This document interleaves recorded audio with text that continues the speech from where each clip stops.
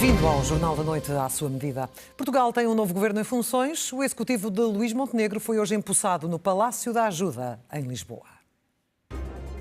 Passados 430 dias sobre a última tomada de posse, a sessão repete-se. De 17 governantes, o executivo passa a 16. Apenas 6 são ministras. Uma é substituída por outra, que transita diretamente da Provedoria da Justiça para a Administração Interna. Eu, abaixo-assinada, afirmo solenemente pela minha honra que cumprirei com lealdade as funções que me são confiadas. Outra cara nova vai para uma pasta criada, a Reforma do Estado. Gonçalo Matias presidia a Fundação Francisco Manuel dos Santos. Para os assuntos parlamentares, sobe a ministro o até agora secretário de Estado. Eu, abaixo-assinado. Algumas alterações para um governo que sai reforçado das eleições. A hipótese de nova antecipação eleitoral está para já afastada por um ano. Montenegro promete mudanças. A reforma do Estado é mesmo para fazer. Quero declarar hoje, aqui, solenemente, guerra à burocracia, à falta de capacidade de articulação entre organismos públicos, à demora nas respostas às solicitações das pessoas, das instituições e das empresas, ao excesso de regulamentação e à cultura de quintal de muitas entidades, funcionários e dirigentes. O Primeiro-Ministro anuncia a antecipação para este ano da meta dos 2% do PIB gastos em defesa, em vez de 2028, e cita um nome grande da cultura portuguesa. Como disse Agostina, o país não precisa de quem diga o que está errado, precisa de quem saiba o que está certo. Uma indireta ao segundo partido com mais deputados no novo Parlamento, enquanto pede responsabilidade e lealdade à oposição. Este é o quarto e último governo empossado por Marcelo Rebelo de Sousa. O mandato do presidente está a 9 meses do fim, depois de quase 10 anos de chefia de Estado, com 3 dissoluções do Parlamento. Uma casa onde a direita radical ocupa agora o segundo lugar, numa tendência europeia com 20 anos e para que Marcelo Rebelo de Sousa recorda ter alertado. Em 2018, apontei a iminente chegada a Portugal da vaga europeia de movimentos sociais e políticos inorgânicos e ditos populistas. O que foi considerado por decisores-chave mais otimistas como mera pintura abstrata. Realidade concreta alterada e a tarefa de governar torna-se muito mais difícil. Tem de ir à raiz estrutural do que precisa de se ajustar ao novo Portugal, acelerando o uso dos apoios europeus, estimulando o investimento e exportações, assim contribuindo para aumentar o poder de compra, portanto, os salários dos portugueses. As mudanças de caras são menores do que as de pastas. Várias trocam de mãos, o que implica uma nova lei orgânica do governo. Na oposição, PCP e Bloco de Esquerda voltaram a optar pela ausência na tomada de posse de um governo de direita. Aos 46 anos, Gonçalo Matias fica com uma das pastas mais transversais do novo governo. A fazer fé no programa da AD, a modernização dos serviços públicos e o combate à burocracia deverão afetar várias áreas do Estado. Exemplos: administração pública e fiscal, Serviço Nacional de Saúde, Justiça, apoios sociais e sistema de asilo. Ao criar um ministério para promover e superintender, sob a minha responsabilidade direta, esta transformação, fica muito claro que todos os departamentos, a começar pelos departamentos do Governo e do Estado, serão chamados a colaborar neste objetivo nacional. No Conselho Nacional do PSD da semana passada, Luís Montenegro já tinha avançado com a ideia de que vinham aí grandes mudanças, em nome da rapidez e da simplificação dos processos. Não podemos exigir que uma determinada decisão tenha de ter 7, 8, 10, 12 pareceres, individualmente prestados e esperando cada um deles o parecer anterior. O país tem de perceber que, se quer quebrar este ciclo de complexidade, de burocracia, de atraso, tem de saber que isto traz mudanças. Há cerca de um ano, no podcast da SIC Geração 70, Gonçalo Matias referia-se à necessidade de uma reforma do Estado. Acho que é preciso trazer qualidade, pensamento, políticas públicas. Alguns partidos da oposição de esquerda desconfiam deste novo ministério. Da parte do Governo é que tem que haver a explicação concretamente do que é que significa uma reforma do Estado, o que é que em concreto vamos mudar, ou se é simplesmente um nome grandiloquente para parecer que estamos a fazer reformas quando na verdade elas não estão a acontecer. Eu não sei o que é reforma do Estado. O Governo nomeia uma Ministra da Saúde que vai destruir o SNS e depois tem um Ministério para fazer uma reforma do Estado. Podemos dizer assim, surpreende, não surpreende, nós já estávamos à espera que isso acontecesse. Não tínhamos a certeza que isso viesse traduzir num novo Ministério da golfada aos serviços públicos. Significa cortes, é um Ministério de cortes, como Donald Trump fez com Elon Musk. Claro, estou a dizer o quê? Então, para que é que o Governo vai formar um Ministério da Reforma do Estado se não é para cortes? O novo ministro define-se como moderado de centro-direita e defende alterações em relação às políticas de imigração, uma área que estudou a fundo nos Estados Unidos e em Portugal. Eu, abaixo-assinado, afirmo solenemente pela minha honra que cumprirei com lealdade as funções que me são confiadas. Gonçalo Matias é agora o ministro adjunto e da Reforma do Estado. É o caso da maternidade do Hospital Garcia de Horta, em Almada, Barreiro e Setúbal. Um dos cenários de caos durante o verão que mais preocupa a direção executiva do SNS. Numa entrevista à Rádio Renascença, admite que a solução passará por concentrar os serviços em 2 das 3 unidades. Para uns, é uma solução vista com bons olhos. A solução proposta para nós também faz sentido. Se não temos recursos humanos suficientes, por exemplo, na Península de Setúbal, que é um dos casos que é apontado, para manter as 3 maternidades em funcionamento, Garcia de Horta, Barreiro e Setúbal, então fará todo o sentido que nós assumamos que pelo menos uma delas vai funcionar e que concentremos os nossos recursos e a nossa atividade numa dessas maternidades. E, portanto, eu acho que é quase uma questão de bom senso. Para outros, ainda para mais os mencionados por Álvaro Santos Almeida, parece ainda não ter chegado a um acordo.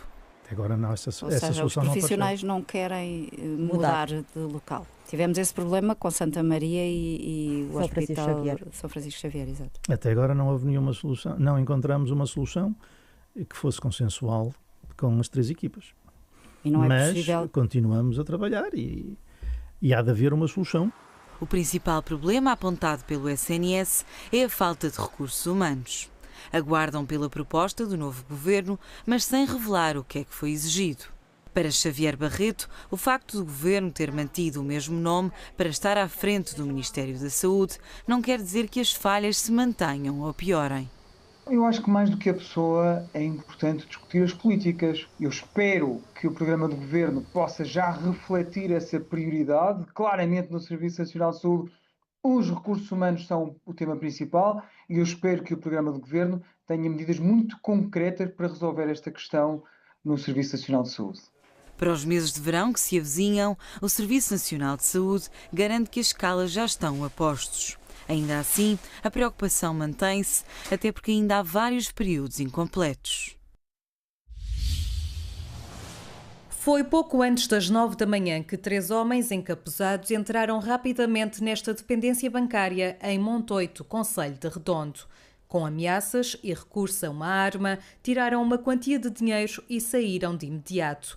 Dentro do café, mesmo ao lado, estavam alguns clientes que, através das janelas, tiraram fotografias e fizeram vídeos para tentar ajudar as autoridades. O alerta foi dado por um funcionário do café. Eu estava no café, a senhora acabou por chegar lá toda aflita a dizer que estava a ser assaltada, acabei por fazer o telefonema para a GNR e pronto, a GNR acabou por realmente fazer o serviço perfeito e a prova está aí que os apanhou. Foram deslocados uma série de patrulhas de vários destacamentos aqui do Comando Territorial de Évora para tentar interceptar os indivíduos. Os indivíduos foram avistados a deslocarem-se para Reguengos de Monsaraz e foram seguidos por algumas patrulhas até que os indivíduos abandonaram essa mesma viatura e se colocaram em fuga a pé. Foram localizados e detidos em Reguengos de Monsaraz, a 12 km do local do crime. Foi também com a ajuda de um habitante de Montoito que forneceu a marca e parte da matrícula do carro em que fugiram. Nós recebemos a informação de qual era a viatura e de uma parte da matrícula, não sabíamos a matrícula completa, mas através dessa numeração conseguimos descobrir qual era a viatura, até porque essa mesma viatura se colocou em fuga e a uma velocidade acima da média, o que evidenciava que teriam sido eles a cometer aqui o crime. A GNR conseguiu recuperar a totalidade do montante roubado, cerca de 15 mil euros, assim como uma arma de airsoft utilizada para simular uma arma de fogo. Os 3 indivíduos agora detidos têm idades entre os 30 e os 42 anos. Foi detido quando estava a levantar um passaporte. O plano era fugir do país de carro e por isso pediu a emissão do documento com urgência. O homem de 21 anos, apanhado no aeroporto de Lisboa esta quarta-feira, ao final do dia, é suspeito de ter atropelado 2 vezes um agente da PSP, depois de ter fugido a uma fiscalização. A motivação à intervenção das autoridades prende-se com o facto de, pelo menos e com objetividade, eles terem na sua posse, na altura, uma arma, uma pistola de calibre 6,35 e algum produto estupefaciente. Estamos a falar de aproximadamente, no global, cerca de 50 gramas de AX, de MDMA e um outro tipo de substância que ainda não está concretamente determinado. No carro alugado seguia um grupo de 4 amigos, incluindo um casal de namorados. Um dos crimes que estão imputados, o suspeito ora detido, é o crime de homicídio na forma tentada. Relativamente aos outros ocupantes da viatura, até este momento não temos elementos que nos permitam fazer essa imputação. Foi detido o condutor, outros 2 homens já identificados continuam por localizar e uma rapariga de 16 anos foi identificada logo no local do atropelamento. O casal de italianos, inicialmente relacionado com o caso através de um comunicado da PSP, nada tem que ver com a situação. Os 2 elementos que foram identificados pela PSP no Algarve não tiveram participação direta nos factos que temos em investigação, ou seja, não eram ocupantes desta viatura no exato momento em que os factos ocorreram. O agente da PSP sofreu lesões graves e continua internado no Hospital de Santa Maria. Foi agora transferido para o serviço de cirurgia. Num derradeiro esforço, técnicos e especialistas forenses da polícia alemã, quase todos os que se empenharam nas buscas em Portugal, percorrem pela última vez um dos montes da Atalaia. Mas entre a vegetação e as muitas pedras, não viram mais do que o que já tinham encontrado ao longo dos 3 dias. Restos de roupas e ossadas, dezenas de ossadas de animais. Nada que se assemelhasse a um vestígio da menina desaparecida há 18 anos da Praia da Luz. E a jornada até foi esforçada. 10 locais, dentro dos 50 hectares da área de buscas, foram passados a pente fino. Um georradar procurou o que se escondia debaixo do solo, em algumas das ruínas. A Polícia Federal Alemã quis ter a certeza de que o corpo de Madeleine McCann não foi enterrado nestas quintas abandonadas há décadas. Ainda de manhã, escavavam em mais uma delas, para chegar à conclusão que ali também não estava escondido, tal como não estava nos poços a que já tinham descido na véspera. 2 anos depois dos mesmos cerca de 30 especialistas alemães terem desbravado a barragem do Arade, regressam mais uma vez a casa, tal como chegaram, sem a prova crucial de que foi o alemão Christian Bruckner a raptar e a matar a menina inglesa. E desta vez, nem amostras levam para análise em laboratório. A polícia judiciária, que ajudou à operação requerida pelo Ministério Público alemão, não comenta o desfecho. O anúncio da operação especial das forças israelitas que permitiu resgatar os corpos de Judy e Gad Haggai foi anunciada nas redes sociais pelo primeiro-ministro Benjamin Netanyahu. O casal morreu a 7 de outubro de 2023 durante o ataque do Hamas no sul de Israel e os corpos foram levados para Gaza, onde 20 meses depois estão ainda 56 reféns, 33 declarados mortos. apesar da pressão dos familiares e da opinião pública israelita largamente favorável a um acordo de cessar-fogo que permita o regresso de todos os reféns e o fim da guerra. Benjamin Netanyahu não dá sinais de querer alterar a estratégia para Gaza. A oposição acusa o primeiro-ministro de estar a utilizar a guerra para se manter no poder e de colocar em risco a segurança de Israel. Tem agora uma oportunidade para explorar este argumento depois do antigo ministro da Defesa, Avigdor Lieberman, ter revelado que Benjamin Netanyahu autorizou a distribuição de armas por uma milícia palestiniana de Gaza com ligações ao Estado Islâmico e que se opõe ao Hamas.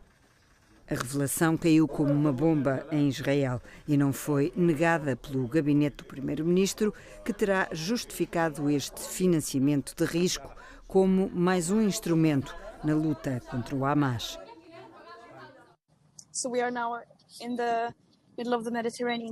A oposição interna acresce a pressão internacional que a ativista sueca Greta Thunberg, a bordo de um navio humanitário a caminho de Gaza, considera insuficiente e ineficaz. O navio transporta ajuda humanitária e uma mensagem contra as ações de Israel no território palestiniano. The story here is not that we are sailing to Gaza. The story is here that Israel is having a siege on Gaza and that Israel has been oppressing people for decades and decades and are committing ethnic cleansing, genocide, ecocide, and all kinds of war crimes. Esta quinta-feira, o navio desviou-se da rota por indicação da Agência Fronteiriça da União Europeia para socorrer uma embarcação em dificuldades. 4 migrantes resgatados do Mediterrâneo seguem agora a bordo do Madeleine, que deverá chegar ao largo de Gaza este fim de semana. Ao todo são 12 os países onde os cidadãos enfrentam uma proibição total de entrada nos Estados Unidos, a maioria africanos ou do Médio Oriente. A partir de segunda-feira, quem tiver um passaporte, por exemplo, do Afeganistão, Irão ou Haiti, não pode entrar em território norte-americano. As razões variam de país para país. Uns porque a administração Trump acredita serem um porto de abrigo para terroristas. No caso da Guiné Equatorial, que pertence à CPLP, os cidadãos ficam demasiado tempo e irregularmente não saem quando o prazo de entrada nos Estados Unidos chega ao fim. We don't want them. In the 21st century, we've seen one terror attack after another carried out by foreign visa overstayers from dangerous places all over the world. And thanks to Biden's open door policies, today there are millions and millions of these illegals who should not be in our country. Donald Trump não só proíbe a entrada de cidadãos de 12 países, limita também parcialmente a chegada de nacionais de uma lista de outras 7 nacionalidades, onde estão, por exemplo, cubanos e venezuelanos. Não é a primeira vez que o faz. No primeiro mandato, tomou decisão igual que ficou conhecida por Travel Ban. O presidente norte-americano proíbe agora, igualmente durante 6 meses, a entrada de estudantes estrangeiros na Universidade de Harvard, o que motivou já um protesto da diplomacia chinesa. Os alunos da China são o maior grupo estrangeiro a estudar nos Estados Unidos. 中美的教育合作是互利的，中方一贯反对将教育合作政治化。美方的有关做法只会损害美国的形象和国际信誉。中方将坚定维护海外中国学生和学者的正当合法权益。 Donald Trump decidiu ainda pedir uma investigação ao trabalho dos assessores de Joe Biden. Acha que o antigo presidente estava senil e que outros tomavam e assinavam as decisões por ele. Informação à sua medida. Até amanhã.